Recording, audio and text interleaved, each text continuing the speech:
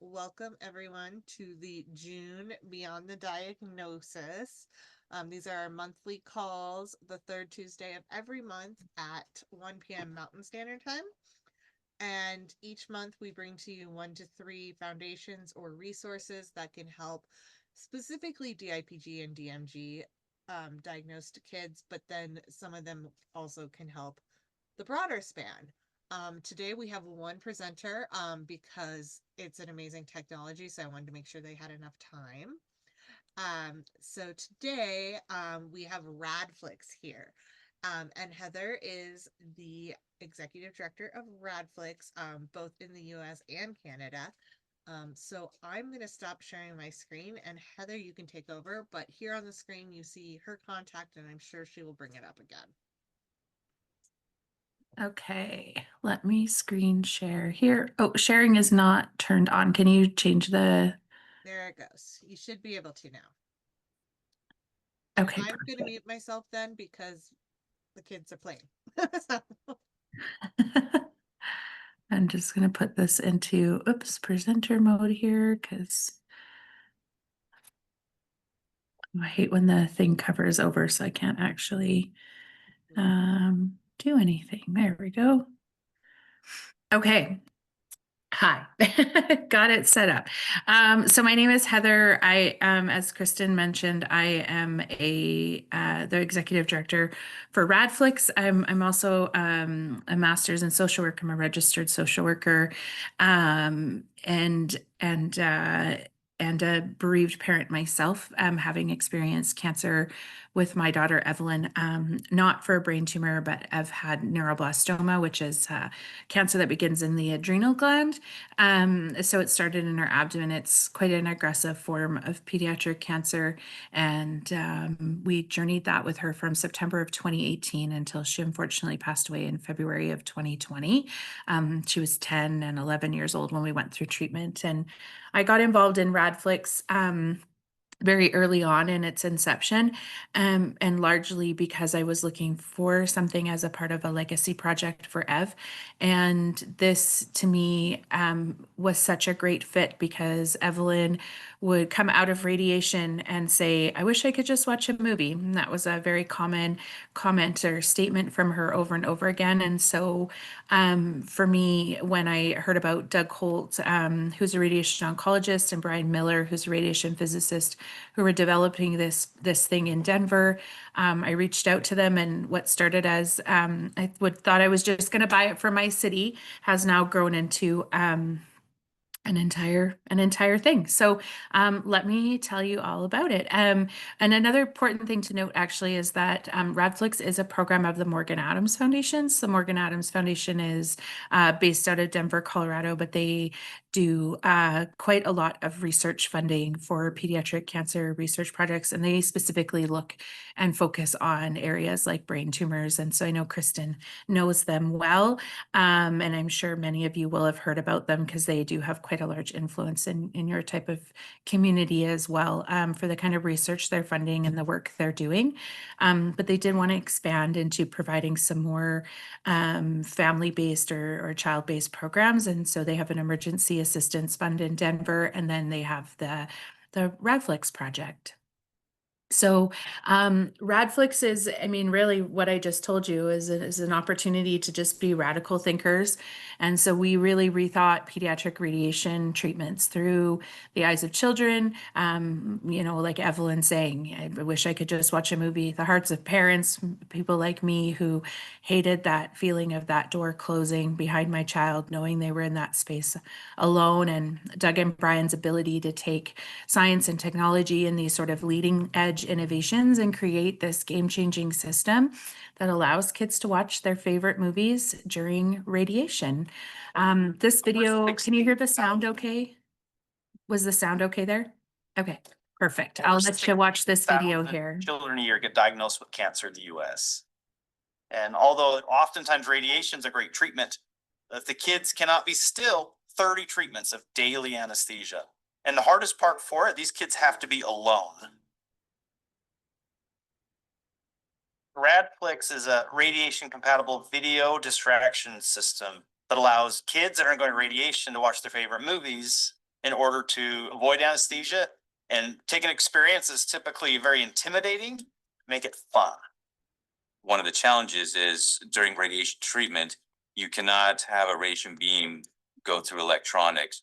And so we came up with a custom projection-based system, which will allow the pediatric patient to see a display screen, something about the size of an iPad that they can watch in real time.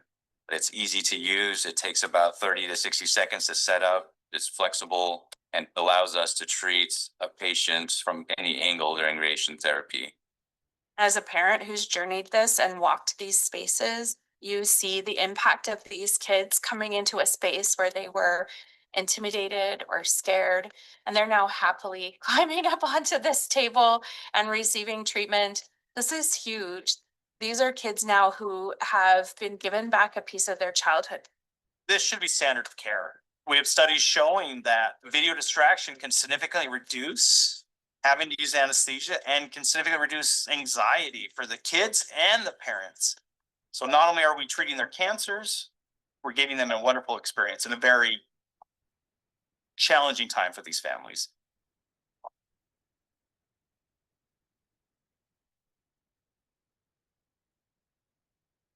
So that video just gives you a really nice highlight of what Radflix is and how it's working in a community and what it's doing for our kiddos in these spaces. And so really the background in Radflix here is that we know that radiation, and I would assume anybody listening to this, especially with something like DIPG or DMPG, would have experienced radiation with their child. But we know that this is a really stressful situation for our kids to be in.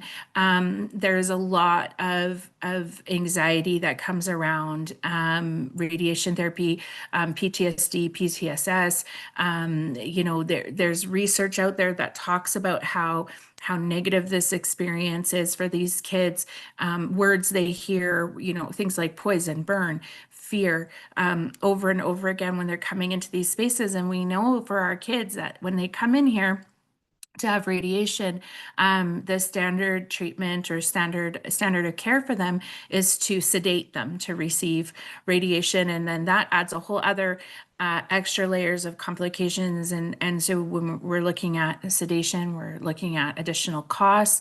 We're looking at restricted timelines of when you can come in for treatment, additional staff being needed. You're looking at that distress of like not being able to eat ahead of time or being stuck at the hospital hours longer than you would be if you didn't have to be sedated and that sort of thing. And so really the idea of Radflix was like, how can we reduce this number of 40% of patients reporting this significant distress? And so Radflix really was the solution to that, was this idea of having a positive distraction tool. And so, as mentioned in the video, we know there's a large number of patients every year that are diagnosed with cancer, that cancer is in itself very, very traumatic. The kids are describing radiation as things like torture. When you have kids coming through for, 30 plus treatments, there is trauma that is coming from that. And then the anesthesia is awfully troublesome because it's, again, like I mentioned, this rigid schedule. There's neurological deficits associated to being sedated repeatedly. There's additional stress for staff, additional stress for the parents or caregivers that are coming in with the kids. And so there is, these solutions that come in for this. And we know staff does things like mask making and comfort and reward items and different things to try to distract the kids, but ultimately to get them on the table and laying still in the way they need to. A colorful mask or a specially designed space really doesn't get them there unless they are in that older age group. And so video distraction, I always use the example of like when you go to a restaurant with your kids and put them in front of an iPad, you can get through a meal, right? Because your kids are just staring at a screen. And so video distraction, we know, works really well in a lot of environments, especially in busy environments or stressful environments. And so Doug and Brian were just very clever to come up with this idea of trying to move it into a medical whole space. And so when you look at something like Radflix, which is what they've created, is that we've had patients as young as 2 years old report being able to receive Radflix without the need for anesthesia, reduction of child and parent anxiety. We've had staff and other caregivers report reduction of stress as well, because it's much easier to treat a happy patient than a crying patient, right? It's much easier to treat a patient who's not hungry, who's not angry, who's not very sensitive to the whole situation. And if you walk into that room and something like Encanto music is playing, of course, there's a brighter, happier environment, which is better for the patient and we know for the staff as well now. Radflix is really unique in that it is the only system right now that allows radiation to be for a patient to receive radiation from all angles in both photon and proton. So Radflix is compatible in both photon and proton radiation vaults. It is a completely wireless, remote controlled setup. It's super easy to use because it's pulling all of its content from an Apple TV. So anybody can figure out how to operate that remote control. It's very intuitive to even what you're using in your home. And then, you know, at the end of the day, it gets put on a storage cart, it gets charged up, and then it's ready to go the next day for your next clinical workflow. So this won't be as relevant to you because I'm speaking to you as parents, but one thing that Doug and Brian were really conscious of when they were developing Radflix was ensuring that while they were making things better for patients, they weren't making things more difficult for the staff. And so, because you want the staff to adopt it inside their spaces. And if we were making it more difficult for them, they were much less likely to want to take it on. And so having this great like integrated workflow into a clinic was really important, and it has helped a lot in having this early adoption of Radflix coming into these hospitals. So we're currently in 6 hospitals in the US with 2 more upcoming installations, and we just did our first installation in Canada, and our second one is right on the heels of it coming up soon here too. So we have had some great growth over the last few years, but of course, we're always looking to expand into other hospitals. And so I hope it's okay to say this, but if you have hospitals or connections or spaces that you think that Radflix would be useful, please reach out to me so we can start building more relationships and getting more installations set up. And then, of course, the fundraising piece comes in too, and that many hospitals don't have money put aside for kids for their programming or for comfort or reward items, and so it often becomes dependent on things like family groups and donors and stuff to get involved. And so we would love to have you involved with, you know, Radflix and the Morgan Adams Foundation to help get this out into more hospitals and to help get the funding in place to keep going. So one thing for me as a social worker and as a parent that I'm super proud of is that Radflix is really patient and person centered. So Radflix really has taken the idea of like saying, you know, so often, especially with diseases like cancer, we're very focused on making the patient better. And of course, that's always a priority. And sometimes we know that that's not even a possibility for our kids. We went through that with the neuroblastoma relapse. You know, there's no cure right now for a neuroblastoma relapse. So we knew for Ev that we were doing what we could to keep her comfortable, to extend life as long as we could, to have quality of life as long as we could. And so for us, it was really important, you know, all along, but especially when we knew we were palliative, that Evelyn was seen as a person and not just as a patient. And one thing that I think is so special about Radflix is that it is really that idea of like seeing the child before the patient. And so how are we recognizing where they're at and what they're doing and what they need in order to get through this treatment with the best quality of life possible? So this distraction tool is reducing that trauma, stress, and anxiety. Radflix is doing a great job of that. You know, I'll never forget one time we were setting up in the room and we had it playing as a demo, and Encanto music was playing. That music is so bright and so happy, and just walking into that space and feeling that lightness. And I remember so deeply wishing that Ev could have had that experience of like walking into this space when it feels like that, when there's this bright music playing and there's colors on the screen and just this ease of this space. and the minimizing of anxiety inside of that, and that reduction of this long-term stress and PTSD. I thought about it in that moment for not only not only for my Ev, but also for myself, like as a parent, how much easier it would have been to leave her in the room with that being the environment than her. Ev didn't need to go through anesthesia, but her ability to lay on the table and have a positive distraction, I wish so deeply that that was something that would have been available for her. And that's why it's so important to me to be able to bring this out into spaces for other kids, so that, we can make it better for the next one coming. And that idea of like patients not feeling alone. So, we know when we read books, when we watch movies, there's characters we become very attached to. I don't know if you all have watched it, but The Pit came out and we love the main character in The Pit. My husband and I started rewatching ER because we love these characters so much and you get so attached to them over time. Or my daughter Harper watches Brooklyn Nine-Nine and she feels like some of those characters are her friends, right? And so I think about that idea of these kids coming into these spaces and coming in for radiation and feeling like that's their friend on the screen with them. And again, that idea of making it so that they feel less alone just feels very significant to me. And I know is having a large impact for our kiddos that have been able to receive radiation with the use of Radflix. And then that reduced burden. So, as I mentioned, this is much less stressful for parents, much less stressful for the kids, and much less stressful for the people working in the hospital, because we are limiting sort of that emotional burden of what these spaces can be and opening up to the possibility of what they can be.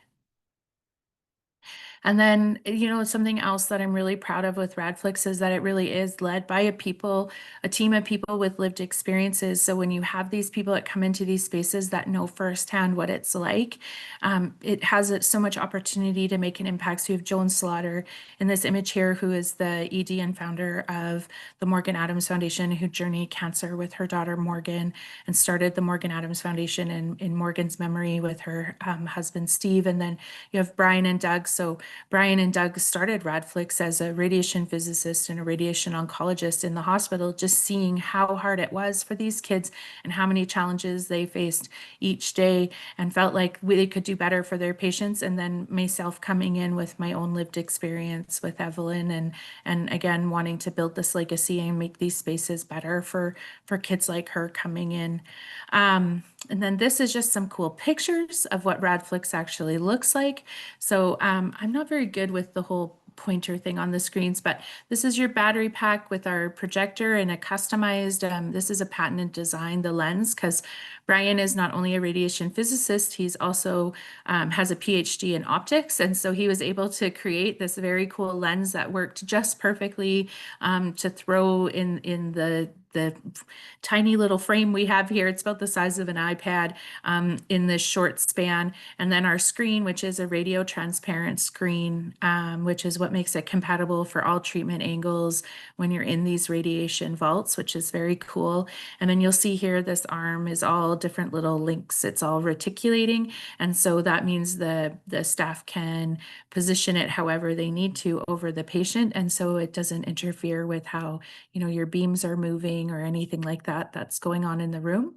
And then this is kind of the heart of it all. So this is where the hub, I guess, more is where everything functions and works. And so this is what sits in the therapist space. So they can both see and hear what the patients are seeing and hearing. And then everything is housed inside this beautiful little console here. And it operates all with a remote control to the Apple TV, connects to any streaming services. Most hospitals use things like Netflix, Disney Plus. I mean, you can even get onto YouTube or, any sort of programming your kids are watching, they can connect into very seamlessly, and it wirelessly connects to the device in the room here and plays for the kids, which is just so cool. Okay, so I wanted to leave time for questions or comments or really anything else you wanted, and I didn't want to drudge on too long because I know when I come on these webinars, it can feel a bit long sometimes to sit and hear somebody else yammer away. So No, absolutely. I so appreciate it. I'm sorry nobody else joined on. summer, but we'll make sure to share this. I have to say, Radflix personally, Mary got to do it 3 of the 4 times that she did radiation here in Colorado. And it was super beneficial. She did not have to go under anesthesia. She actually would complain she didn't want to get off of the radiation board because she was watching her show. So hopefully everyone listening to this, talk to your hospitals that don't have this. It's going to improve the quality of life and the quality of their treatments. And it's really, really important. So any questions, you can reach out to me, you can reach out to Heather, and we can answer them the best we can and get you going with more information. So Yeah. I'm going to share again real quick. If I can get to it. There it is.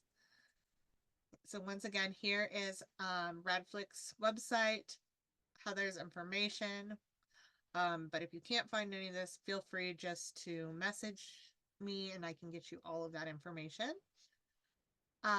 We just wanted to remind you that September is Pediatric Cancer Awareness Month. If you're here in Colorado, we will be having Fight with Faith, our Pediatric Cancer Awareness event, which will be on Saturday, September 13th. It's free to anyone to attend.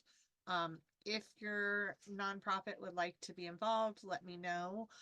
Also, if you have kids that might want to be honored on our wall, would love to include all the angels, warriors, and survivors of any pediatric cancer. So Heather, make sure I get your girls' info and make sure I have it right. I always double check that. So that's going on. And then our next Beyond the Diagnosis will be Tuesday, July 21st. Same Zoom, same time, and we'll send out the reminders on that and the link for all of these. So thank you again, Heather, for jumping on and sharing about Radflix and keeping us true to our word of a half hour. That was awesome. So thank you so much.